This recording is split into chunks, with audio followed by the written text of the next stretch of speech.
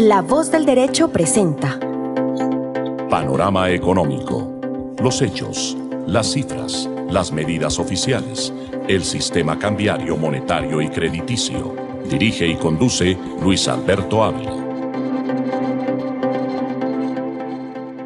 Bienvenidos a Panorama Económico con la dirección general del doctor José Gregorio Hernández Galindo. Hoy les vamos a acompañar Alejandro Velandia, Alberto Ávila, Dios Alexandra Cruz, el profesor invitado, el profesor Gustavo Machado, para analizar los temas más importantes económicos a nivel internacional, a nivel de Colombia y a nivel distrital.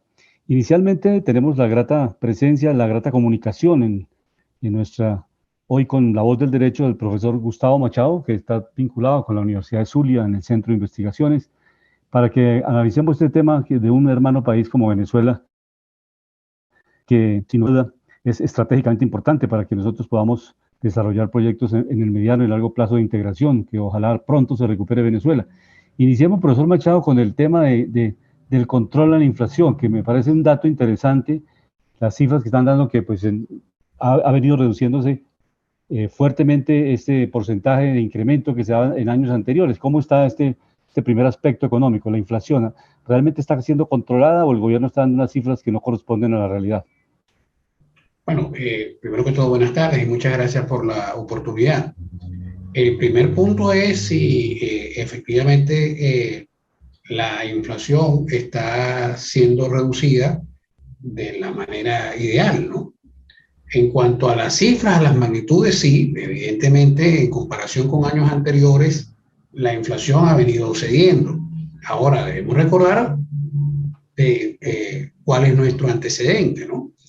El año pasado nuestra tasa de inflación anual fue de 686%, ¿no?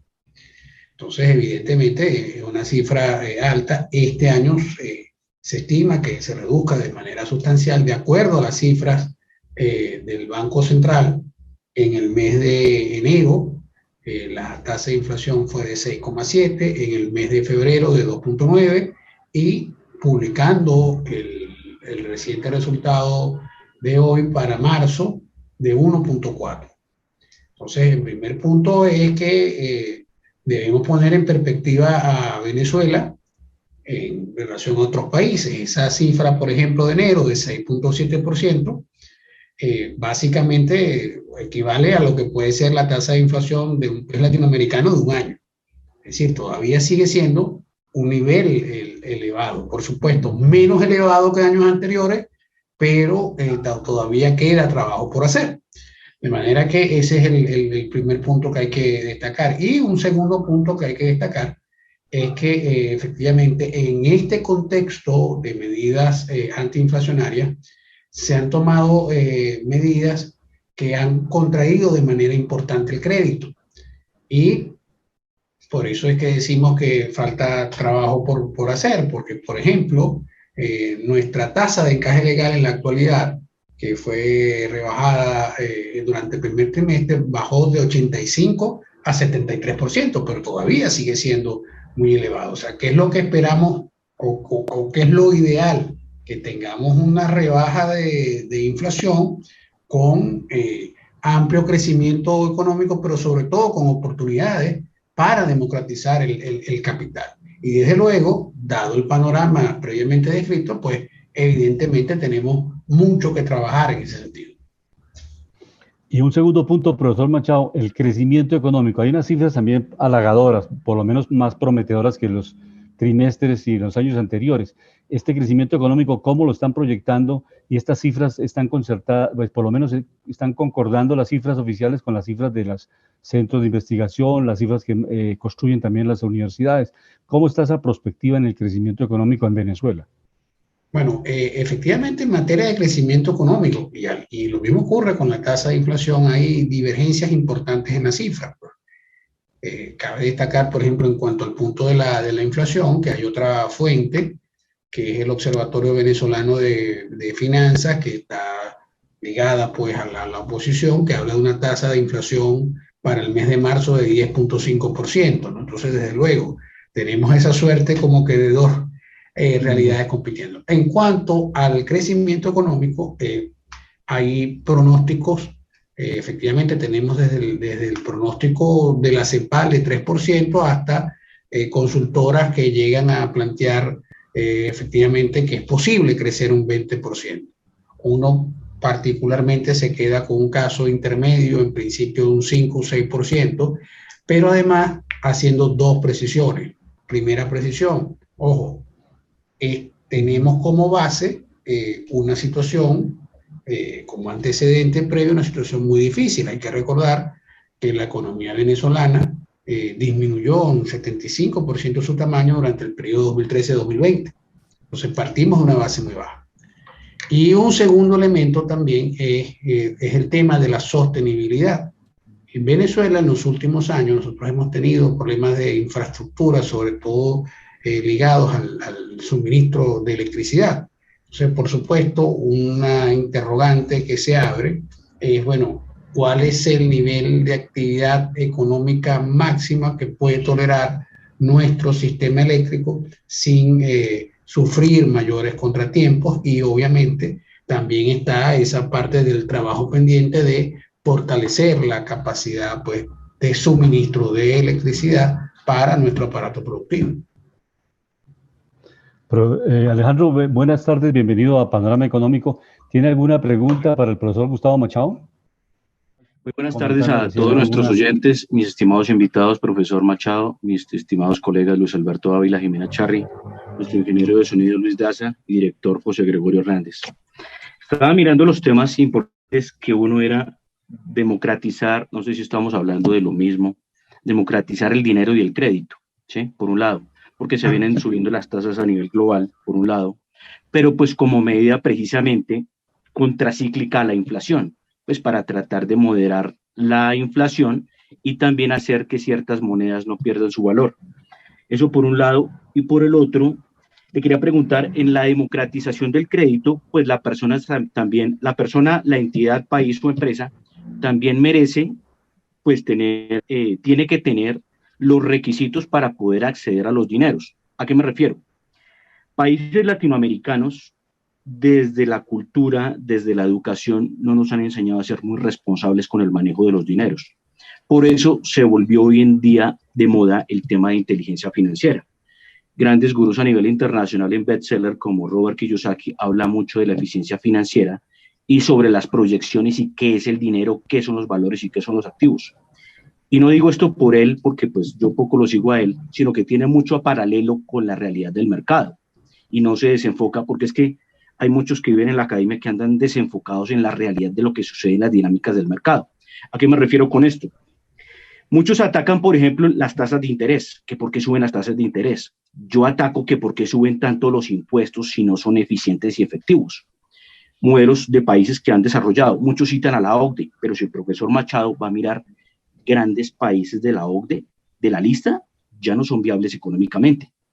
¿Y a qué me refiero específicamente? Que tienen una deuda muy elevada. Entonces, la viabilidad no es alta deuda y baja productividad con márgenes de déficit. O sea, no es posible. Pero entonces le quería hacer una pregunta haciendo precisamente esta ponderación de información. ¿Qué piensa usted de este acceso a este tipo de crédito, por un lado? ¿Y qué ve también, por ejemplo, en Colombia?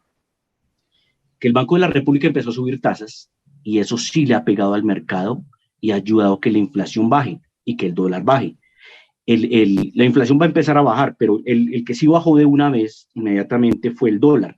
Llegamos a tocar niveles de 4.200, estamos tocando niveles de 3.700 a 3.800. Esta semana esperábamos que rompiera los 3.700. ¿Qué impidió esto?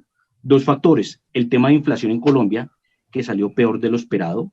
Por un lado, ya está por encima del 8.50%, y el otro factor, que el petróleo se cayó ayer 3 y 4%. Y obviamente, pues para nadie es un secreto que Colombia pues depende mucho de estos ingresos, ¿no? Eso era por la primera parte. Y la segunda, adelante, profesor Machado. el crecimiento de la economía versus la inflación. Hay muchos dicen, no, que es que crezcamos con alta inflación, pero es que cómo va a haber un crecimiento positivo con una inflación muy elevada. O sea, lo que se gana por crecimiento se resta por inflación, recordando que la inflación es la pérdida de la masa monetaria, del valor de esa masa monetaria, ¿no?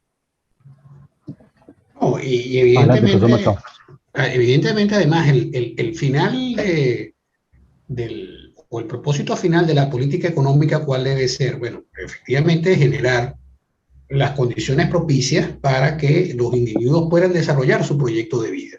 Entonces, por ejemplo, cuando nosotros aquí planteamos el tema del acceso al crédito, es porque tenemos una tasa de encaje legal de 73%.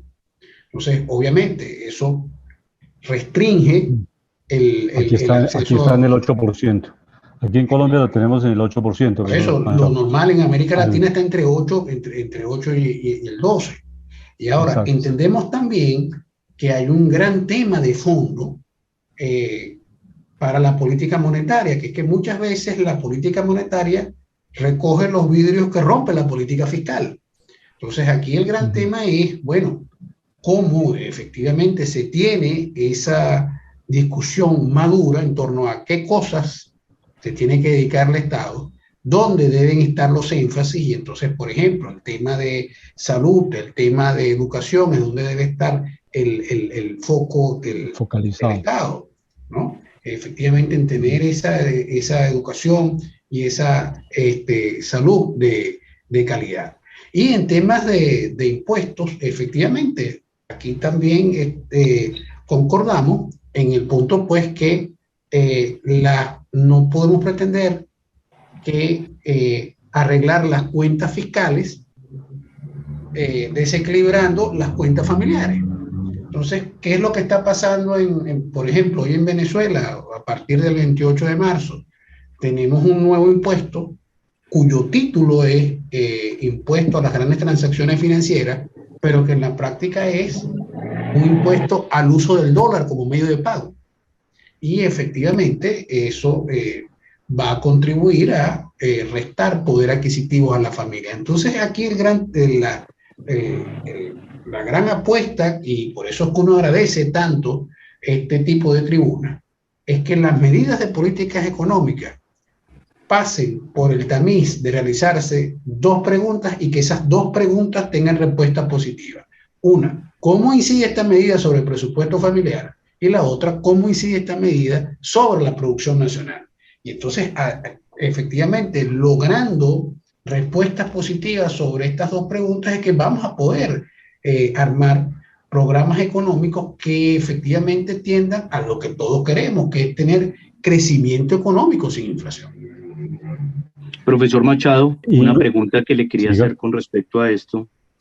¿Usted no cree que fue una decisión altamente irresponsable parar los sectores de economía durante la pandemia? Eso por un lado, porque habían políticos que querían parar sectores, otros que no querían parar sectores, pero pues obviamente qué mejor canto de sirena decirle a la gente, no, es que el gobierno va a emitir deuda por 10, 20, 30, 40, 50 billones para darle un cheque a todo el mundo, ¿sí? Si no hay sectores que produzcan los bienes de consumo, los bienes de intercambio, los bienes esenciales de vida, usted sabe que eso crea inflación, porque si la masa monetaria es mayor que la masa de bienes transables, pues un país llega a la inviabilidad. Creo que esto pasó muchas veces con Venezuela, que el presidente le daba por subir el sueldo 50% y al otro día los indicadores estaban reventados. O sea, es que la economía no se le puede engañar, la economía es dinámica y la economía es como un ser vivo. Medida que uno tome es una forma en que responde el sector o los sectores de la economía. Pero otra cosa que le quería decir, yo no sé por qué muchos satanizan el sector de la energía, que es tan vital y esencial. O sea, porque es que dicen muchos que es que no, que es que tenemos que cambiar de modalidad de enfoque económico. Yo diría que es que tenemos que complementar los sectores económicos, porque si usted va a mirar, profesor Machado, Estados Unidos llegó a tener una producción, y eso fue gracias a los estímulos de Trump con el sector energético, de 17, 18 millones de barriles de producción. Es un récord máximo histórico.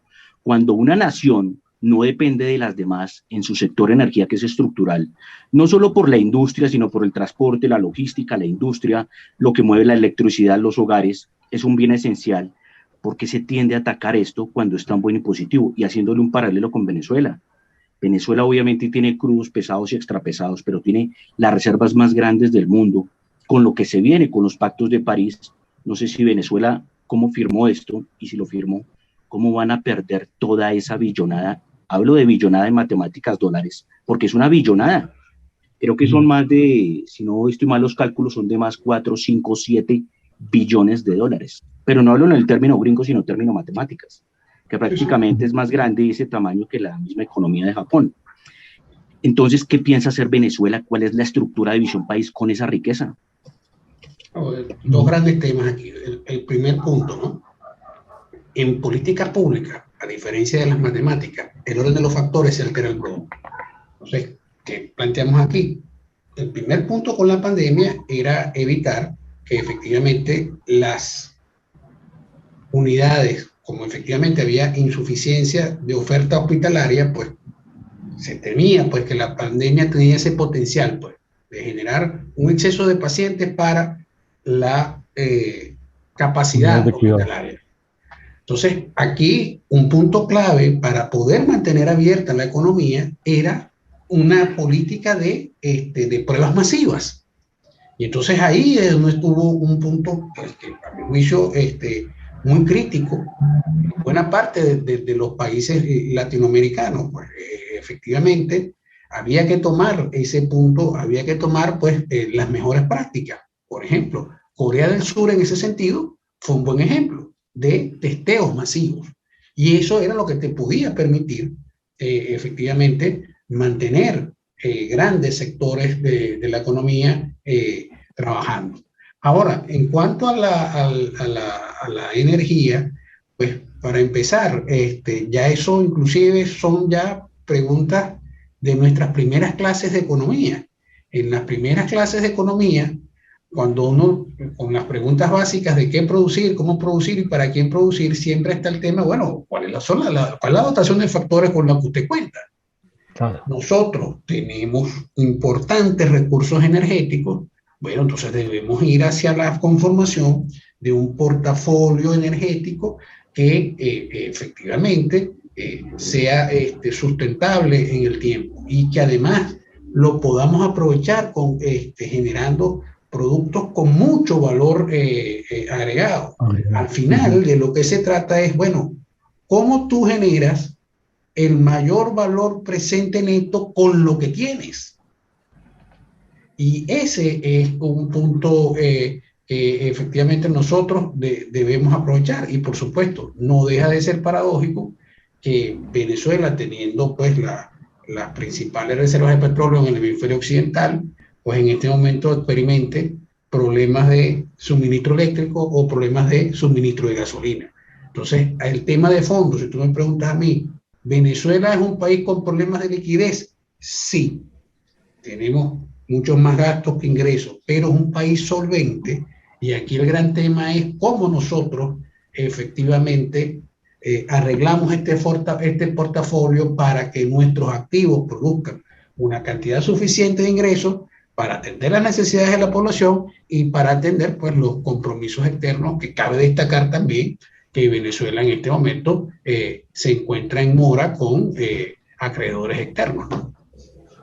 Profesor Machado, ¿se ha avanzado en el restablecimiento de exportación de petróleo a Estados Unidos? ¿Se ha avanzado? Usted tiene referencia, la Shell y estas empresas querían invertir en el mantenimiento y la modernización de PDVSA para repotenciarla nuevamente de esos 3,5 millones de barriles diarios que llegaron a producir.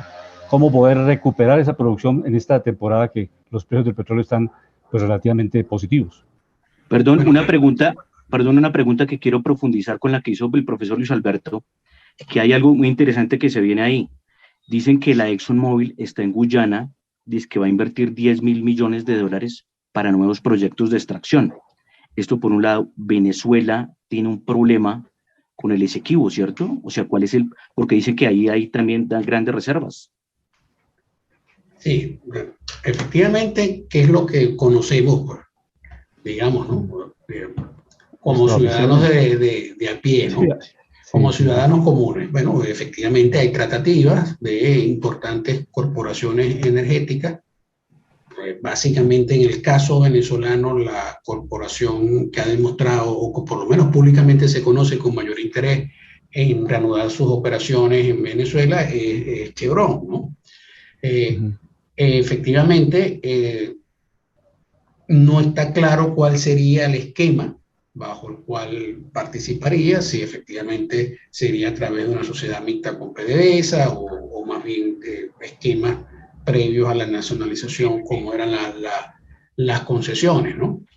En cuanto pues, al tema del Esequibo, pues básicamente ese es pues, uno de los grandes puntos que como país efectivamente nosotros debemos tratar de demostrar que tenemos una posición pues, unificada, que hay acuerdo entre los principales sectores, porque ciertamente, digamos, existe pues este antecedente histórico de 1899, del laudo arbitral de París, luego en 1966 con el acuerdo de Ginebra, pues efectivamente Venezuela pone bajo protesta,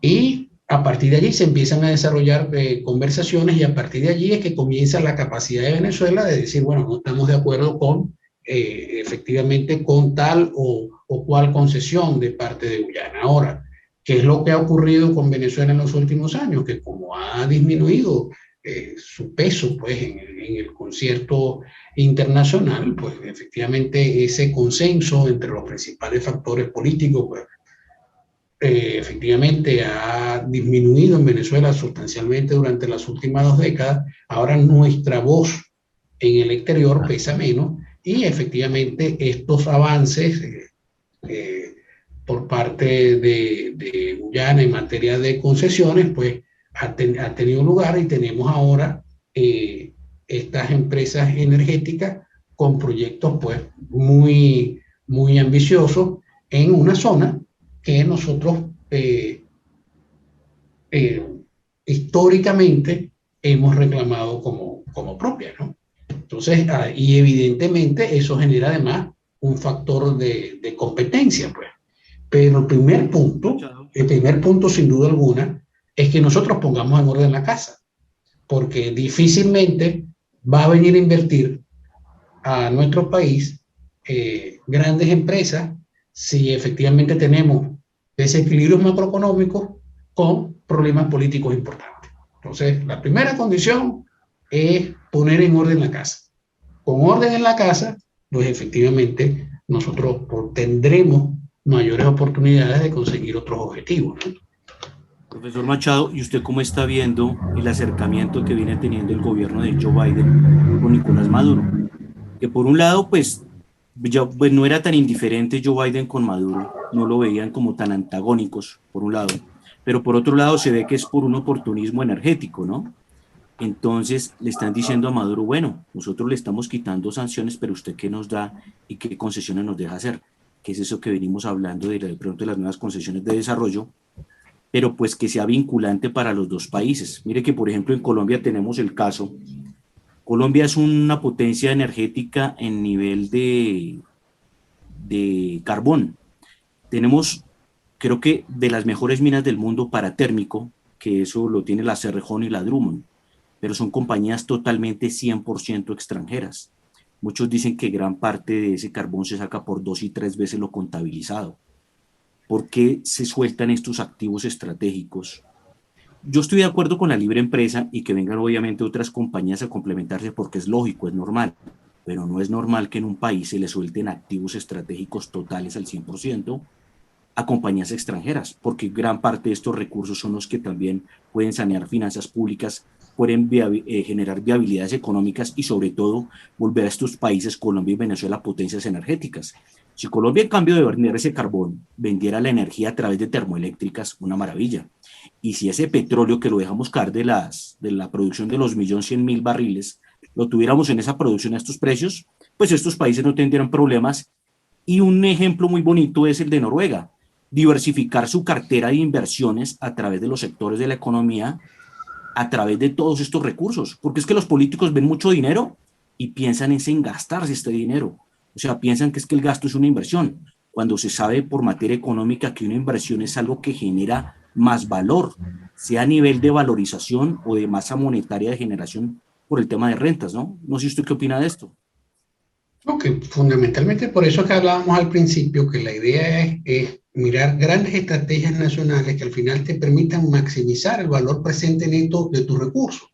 Y además, ¿qué es lo responsable? Porque debemos recordar además que estos son recursos naturales no renovables. Entonces, efectivamente, tener fondos intergeneracionales o tener fondos como mínimo de estabilización macroeconómica, el mirar, como acertadamente planteaba en una de las preguntas, mirar la economía, mirar las dinámicas económicas, mirar la economía como un ser vivo, porque al final, de hecho, buena parte de nuestra influencia pues proviene de otras ciencias. Por ejemplo, nosotros no por casualidad hablamos de programas de estabilización, porque por ejemplo, si un paciente tiene la tensión alta y necesita cirugía, lo primero que hace es le baja la tensión con una pastilla y después que lo lleva al quirófano. Bueno, es precisamente el mirar la economía de forma dinámica y además pues, tratando de buscar la mayor previsibilidad posible, que efectivamente podemos obtener los mejores resultados para la sociedad. Entonces, un punto clave aquí es, por ejemplo, y miremoslo inclusive desde el punto de vista estratégico. Nosotros aquí mismo, en el estado Zulia, teníamos una conexión eléctrica con nuestro vecino país, con Colombia. Entonces, en situaciones de emergencia, pues ¿qué ocurría? Bueno, que dependiendo de cuál de los dos lados tuviera la emergencia, el flujo eléctrico podía ir de un sitio a otro. Inclusive hasta para hasta para ese tipo de circunstancias podemos resolver problemas. Ahora, pensemos, por ejemplo, lo que pudiera ser un masivo programa de infraestructura, en donde efectivamente los países que tenemos la posibilidad de contar con más recursos energéticos, podamos exportar energía hacia nuestros países vecinos con menos recursos energéticos. Entonces, ese es el tipo de cosas en la que debemos pensar y que además se generan los círculos virtuosos para que efectivamente en estos países que tienen menos recursos energéticos pues puedan contar con un mayor suministro, puedan contar con mayor producción y generar los intercambios comerciales que efectivamente permitan que el comercio interregional crezca. Profesor Machado, vamos a escuchar a la vicepresidenta aquí de Gas en Colombia, la vicepresidenta de este sector, la ingeniera Jamie Báez, que nos va a comentar unos proyectos bien importantes en hidrógeno y pues en gas natural que está trabajando Ecopetrol aquí en esa diversificación de la canasta energética.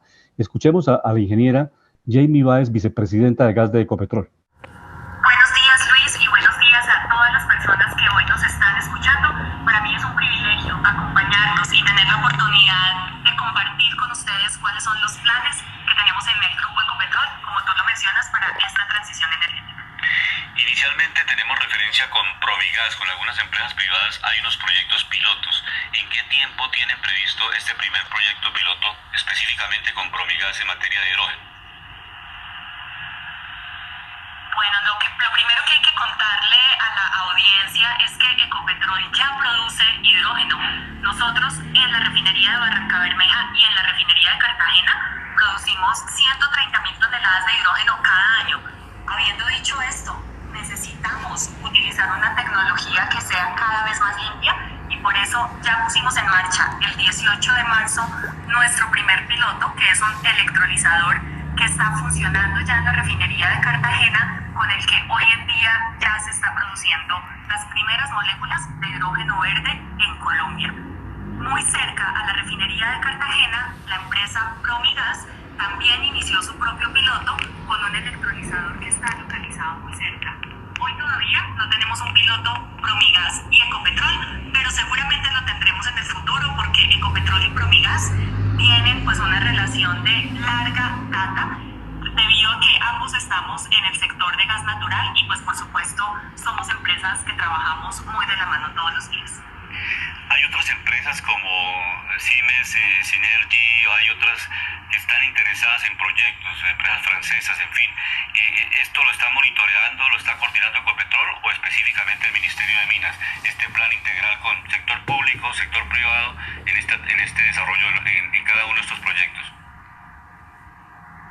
Estamos convencidos convencidos que el trabajo en conjunto con el gobierno nacional, con los gobiernos locales, las compañías privadas y públicas de Colombia, pero también con los gobiernos internacionales y también con, por supuesto, compañías internacionales, son cruciales para el desarrollo de la industria del hidrógeno.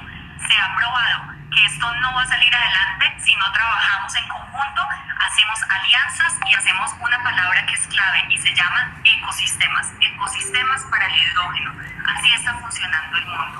En Ecopetrol en particular, por supuesto, estamos promoviendo relaciones con todos estos actores, pero justamente en ese nicho que tú mencionas, que son las empresas internacionales, Ecopetrol desde el año pasado empezó unos diálogos para contarle al mundo que Colombia puede ser una opción para hidrógeno y que Ecopetrol está preparada para ser ese aliado que están buscando las compañías internacionales.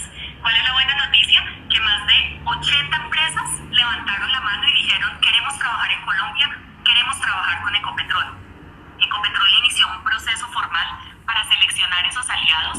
Se presentaron 58 empresas. Hoy tenemos 14 empresas finalistas de Inglaterra, Alemania, Japón, Francia, España. Así que estamos listos para trabajar con los mejores y Ecopetrol firmará esos acuerdos muy seguramente durante este año, durante el 2022, para que todo el conocimiento y la tecnología de punta llegue a Colombia a través de alianzas con Ecopetrol.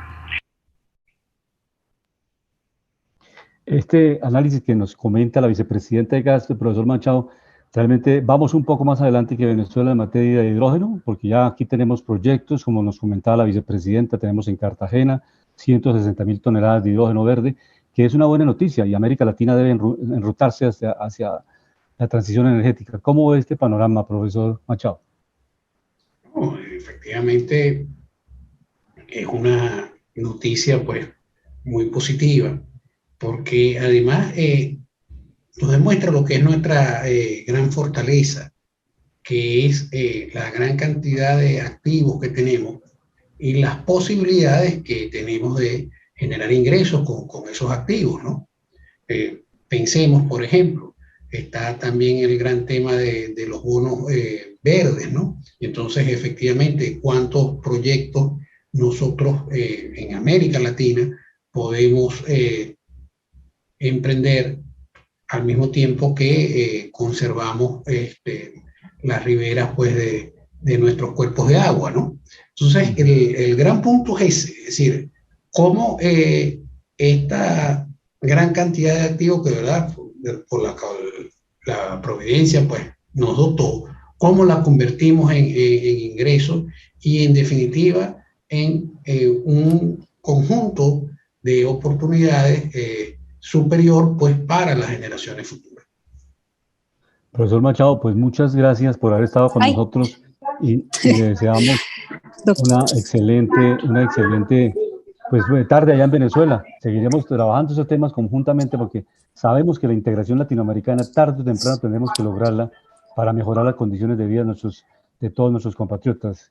Profesor Machado, una excelente tarde. Yo quería hacer una interlocución, perdón, con el profesor Machado antes de que se vaya, que era lo que le comentaba a mi estimado colega Luis Alberto. Todos los países no tienen petróleo. Nosotros tenemos que aprovechar esa ventaja diferencial en el tema de recursos.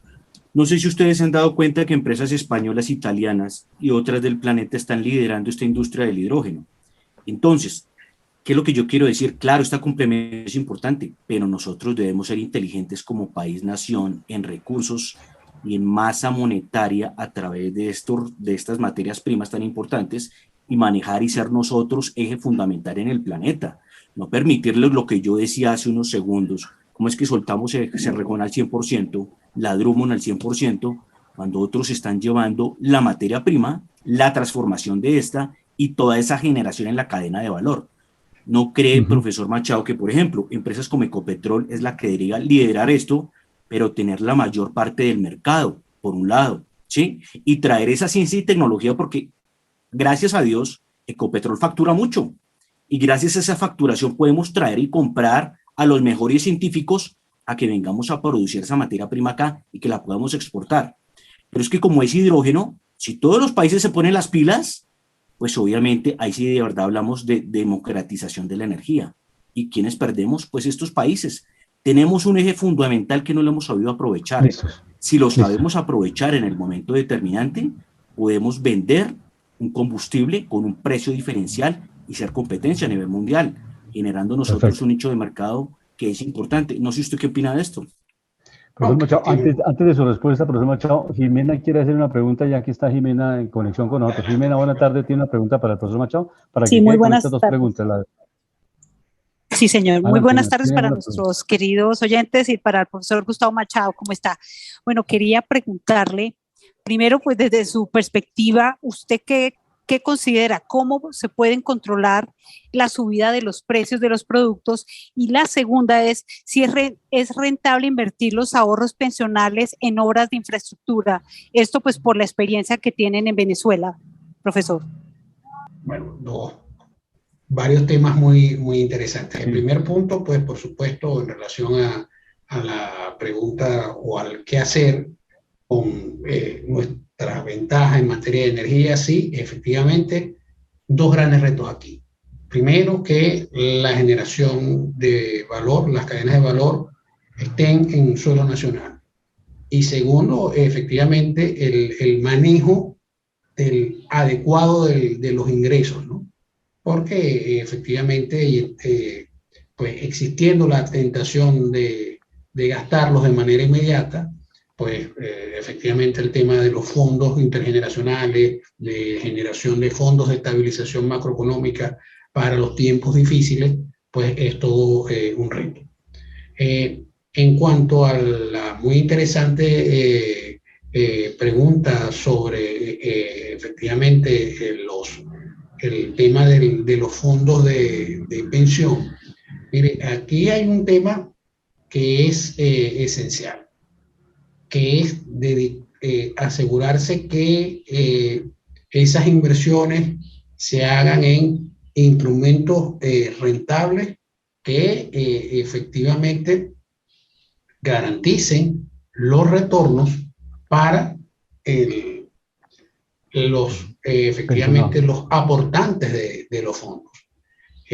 Entonces, en ese sentido, uno sería partidario, pues, de una regulación, pues, en la cual efectivamente tentaciones, como por ejemplo ocurrieron acá en Venezuela, donde por ejemplo se dedicaron fondos de pensión a complejos habitacionales y después al final no, efectivamente no se pudieron cumplir las expectativas, pues, de los fondos, las expectativas con los aportantes, pues efectivamente nos tienen que dejar, pues, estas lecciones, ¿no? Entonces, en materia de infraestructura, uno más bien apostaría a fondos presupuestarios o inclusive, ¿por qué no?, asociaciones público-privadas. Y también entiendo, si mal no recuerdo, la otra pregunta es en relación a la energía. ¿Era esta y la otra? Fueron dos interrogantes. Jimena. Las obras de infraestructura y cómo detener la inflación.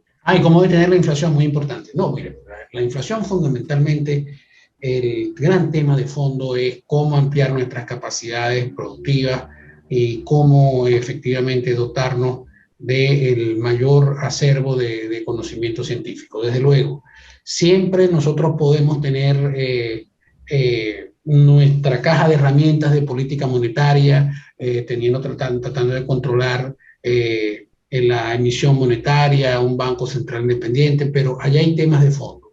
Y la verdad es que, si ustedes me preguntan a mí, para mí los dos principales miembros del gabinete económico deberían ser el ministro de Finanzas, al que se le debe preguntar cuánto está aportando usted para ciencia y tecnología, y al de ciencia y tecnología, al que se le debe preguntar con cuántas patentes le vas a alegrar la mañana al país.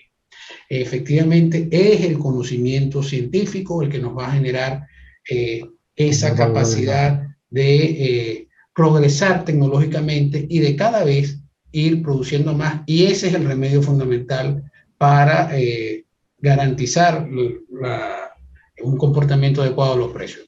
Desde luego, cuando usted tiene una caja de herramientas, no la desaproveche, tiene las herramientas de política monetaria y, por supuesto, no, nunca olvide ser prudente fiscalmente. Profesor Machado, muchas gracias. Ahora sí, le deseamos una excelente tarde y seguiremos en contacto con la universidad y con el Centro de Investigaciones que usted dirige. Muy amable. Muchas gracias. Muchísimas gracias a ustedes. Y ahora hoy es el Día Mundial de la Salud. Vamos a escuchar a Diana Alexandra Cruz, quien está presidiendo la Asociación Colombiana de Salud Pública, para que nos comente básicamente cuáles son las ventajas de tener salud para mejorar la productividad laboral y la productividad empresarial. Si no hay salud, no se pueden hacer negocios, no se pueden hacer transacciones, no se puede comprar y vender acciones. Entonces, es importante. Escuchemos a Diana Alexandra. Bienvenida a Panorama Económico.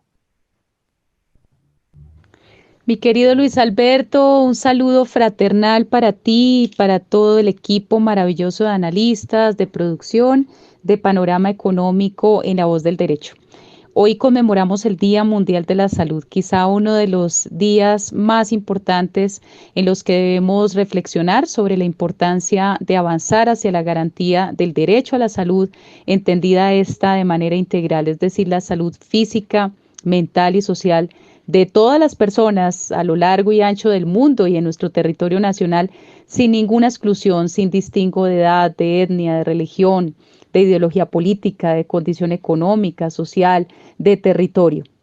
Igualmente debemos reconocer en esta fecha que para contar con comunidades saludables es muy importante avanzar en la superación de las inequidades, de la desigualdad, de los problemas que aún tenemos pese a contar con un Estado social y democrático de derecho en nuestra Constitución política, es decir, que todos los colombianos tengan la garantía del derecho a la alimentación saludable y nutritiva, que todos puedan gozar de un trabajo en condiciones dignas, ¿no? Y con todos los reconocimientos prestacionales de ley, educativos, de mejoramiento, de capacitación continua, que las personas estén libres de violencias en su cotidiano, en el entorno familiar, pero a partir de allí en sus entornos de trabajo, en el sistema de transporte público, ¿no?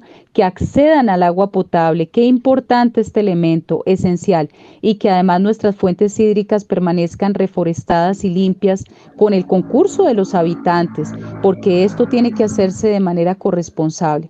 Construir una cultura de paz, trabajar en el cumplimiento del acuerdo suscrito en el 2016 con la exguerrilla de las FARC, sobre todo en lo que tiene que ver con el desarrollo rural integral, la participación política, el reconocimiento de los derechos de las víctimas, tantos temas que son esenciales para que nuestros territorios realmente puedan respirar un ambiente de convivencia y puedan decir que hay salud y hay respeto por la vida. E igualmente preservar nuestros ecosistemas. Si no hay calidad del aire, calidad del agua, si definitivamente nuestros entornos están altamente contaminados, pues no podemos hablar de condiciones de salud. Entonces, que este día nos invite a reflexionar sobre todo ello y a pensar cómo nuestros candidatos hoy a la presidencia y sus equipos programáticos están vislumbrando la salud. ¿Cuál es el lugar que ocupa este tema en la agenda de nuestros candidatos? Y desde luego ponerle mucha atención a sus propuestas para fortalecer el sistema de salud colombiano a la hora de elegirlos. Un abrazo especial para todos y todas. Y en esta dinámica de Panorama Económico vamos a escuchar al director general de Compensar, al doctor Carlos Mauricio Vázquez, quien nos comenta básicamente las políticas de emprendimiento, cómo Compensar se quiere constituir como en un Amazon, una empresa que va a trabajar de manera muy inteligente, interpretando las tendencias del mercado y compitiendo desde luego con las otras cajas de compensación familiar, en el caso de Colsubsidio y CAFAN. Escuchemos al doctor Carlos Mauricio Vázquez, director de Compensar. En donde precisamente estamos captando muchachos que tienen esa condición, uno de vulnerabilidad, dos de capacitación, haciendo toda la ruta de capacitación con ellos y garantizando que puedan acceder al empleo porque ya los empresarios nos han dicho que necesitan, con cámaras de comercio, insisto, con la Secretaría de Desarrollo Económico, con muchas secretarías ya tenemos una base importante y además con nuestras propias empresas. Para poder garantizar que las personas tienen un campo de acción. Con muchas empresas de tecnología en Bogotá que son aliadas a Compensar, estamos haciendo ese proceso. Hay otro que me parece, digamos, también muy relevante, y es que muchos de los jóvenes quieren ser emprendedores. Digamos, hoy de los que nos llegan a la agencia, casi el 40% no quieren vincularse, sino quieren que les ayudemos en la ruta de emprendimiento. Y hoy lo estamos haciendo efectivamente. Y ya tenemos más de 400 emprendimientos que han salido de la ruta para hacer realidad, gracias a que armamos el mercadeo, conseguimos los clientes, damos la capacitación que se requiere y el apoyo para que las empresas puedan crecer. Y hay uno último, que estoy aquí acordándome del nombre, que no me acuerdo en este momento muy bien, pero que, digamos, que garantiza, o más bien, decirlo de otra manera, nosotros hemos venido trabajando en convertirnos en una agencia transnacional. Entonces, ya con algunos gobiernos estamos trabajando para garantizar tener campo de acción, no solamente en Colombia, sino en otros lugares de manera recíproca, donde van y vienen y se necesitan otros talentos, que probablemente en Colombia son más difíciles de conseguir, pero que en el exterior, digamos, están demandados, o al contrario, talentos que hay en Colombia de una manera importante, pero que se están requiriendo en el exterior. Ahí estamos trabajando también ya y estamos cerca de tener una certificación como agencia transnacional para poder garantizar ese tipo de flujos también, en la medida en que hay otras profesiones que de pronto son más demandadas en otros países. Qué importante que compensar y que las cajas de compensación se están, dijéramos, internacionalizando. Y en esto emprendimiento bien importante, Alejandro, porque están impulsando a los jóvenes emprendedores, a estas empresas que se están formando en el país y a estas startups que necesitan tanto apoyo por parte del sector privado, de las empresas grandes y en este caso de las cajas de compensación familiar. Alejandro. Pues sí, sería interesante tenerlos acá en el estudio, pues para poderles preguntar cosas, cómo es que logran o quieren ser un Amazon, ¿no? Y cómo es que logran y quieren ser grandes gestores de emprendimiento, porque esto tiene mucho de política fiscal, no solo es ciencia y tecnología, sino es articular experiencias del pasado, porque es que recordemos que el camino del emprendedor es de quiebras y levantadas, ¿no? Es de estar lidiando con el mercado, con las tendencias, con las nuevas visiones y con los márgenes comparativos. Miramos, por ejemplo, indicadores a nivel internacional, importantes para todos. Miramos las materias primas más relevantes a nivel global. El oro hoy subiendo el 0.44%, cerrando en los $1.931. Crudo WTI cerrando positivo en los 0.68, cerrando en $96.88. Ya lo vemos bajando por encima de esa barrera de los $100 que era tan importante en esa proyección que teníamos con materia prima. La plata cerrando los $24.69, también subiendo el 0.98%, gas natural hoy subiendo el 6.32%, esto gran parte pues por lo que está pasando en Europa con el tema de Ucrania, Rusia. Pero miramos, por ejemplo, el caso del crudo Brent, está hoy en los $101.46. Este sube el 0.39%. Y miramos también otros datos importantes. Las principales bolsas del mundo, en sus indicadores Dow Jones, subiendo hoy el 0.30%, cerrando los 34.501 puntos, Standard & Poor's 500, 0.49% al alza, cerrando los 4.497, el Nasdaq Composite cerrando en los 0.26 al alza, 0.26%, cerrando en los 14.543 puntos, y en bolsas de Europa, Alemania, indicador DAX alemán, cerrando positivo el 0.41%, cerrando los 14.203 puntos. En el caso de Japón, en su bolsa de Tokio, indicador Nikkei, lo vemos hoy cayendo el 1.36%, cerrando en los 27.057 puntos. Los bancos centrales, ya los daremos en otra emisión, siguen las tasas estables. En el caso del Banco Central de la República de Colombia, vemos que su tasa de intervención está en el 5%, con tendencia y subida a próximos aumentos en tasas de interés. También miramos a nivel internacional cómo es de importante las ventajas comparativas de lo que yo hablaba. Si hay muchos países que van a producir hidrógeno, pues entonces produzcamos en grandes cantidades, pero seamos los referentes a nivel global. Porque si vamos a cambiar el petróleo, que es una materia prima que es finita, y vamos a empezar a hacer migración, pues seamos los protagonistas en la migración. porque si no estamos muy atentos a eso, hasta podemos perder los porcentajes en el sector energético que tenemos. Y también a tener la complementariedad. Y si hablamos de salud y de impacto global de lo que hacemos con las prácticas en el planeta a nivel de industria, tengamos en cuenta que entonces tenemos que dejar de comer carne, porque uno de los grandes contaminantes a nivel global son los gases metano. Eso ya está comprobado.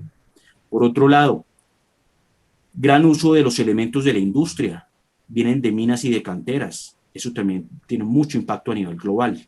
Entonces no nos vayamos tanto por el fanatismo, sino por las buenas prácticas y que las empresas puedan generar una buena migración en tecnología, pero también una buena migración en el uso de estos elementos y una buena, ¿cómo se diría? Precisamente lo que hacen muchas empresas, que es la restauración de estos campos, de estos terrenos. Pero obviamente aquí sí hay algo que hay que cuidar mucho, que es el agua. Las reservas nunca se deben de tocar. Los páramos en Colombia, recordemos que es una fábrica de materia prima esencial. Entonces es importante que esto lo tengamos presente y que cuidemos esto, porque Colombia, si sigue cuidando los referentes productores de agua, que son los páramos, nos podemos volver en unos años exportadores de agua. No por nada fondos cataríes, fondos de Emiratos Árabes, fondos de Arabia Saudita y muchos otros de Europa están queriendo venir a quedarse con estas fuentes de agua. Doctor, sí, quería preguntarles si ustedes consideran que la volatilidad en los mercados financieros podría disminuir la inversión y reducir aún más el crecimiento económico.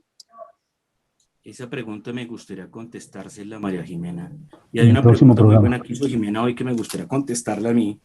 El tema del dinero y el uso de los fondos. Pues es positivo, Jimena, el tema del uso de los dineros de los fondos para generar renta. Si es para infraestructura, es una maravilla. Por ejemplo, si vamos a sacar gran parte de los fondos y hacer una hidroeléctrica, eso es maravilloso. ¿Por qué? Porque eso va a ser una generadora de ingresos a través de venta de energía, que es un sector muy apetecido, Jimena. Y en tema, por ejemplo, cuando hubo la pandemia, la energía, que fue un sector en cambio de caer, la energía eléctrica, en cambio de caer, creció la demanda. Entonces fue fenomenal y es buenísimo.